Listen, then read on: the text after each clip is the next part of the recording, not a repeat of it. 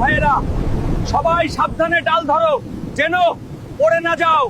সামনেই আমাদের সোনালী সময় আসছে।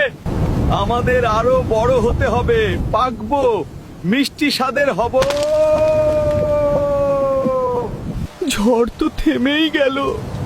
ইস, আর একটু শক্ত করে যদি ডালটা ধরতাম। ও, এসে পড়েছো তুমি। শেষ তাহলে তো এবার আমি শেষ। ফাটা জায়গাটা খুব জ্বলছে, অনেকখানি ফেটে গেছে। উফ, আস্তে, আমি জানতাম পড়ে গেলে এমন কিছু একটা হবে। আমার গায়ের সেই সবুজ খোসাটা ওরা এক নিমিষেই কেড়ে নিল।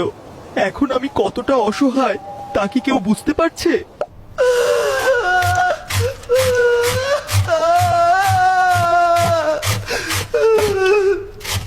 তোমার কাছে এই কাসুন্দি টেস্টি, কিন্তু আমার কাছে কাটা ঘায়ে লবণের ছিটা।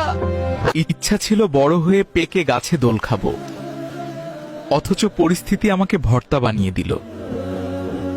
যে অবস্থা দেখি এবার আর মনে হয় আম খাওয়া হইতো না। আমিও খান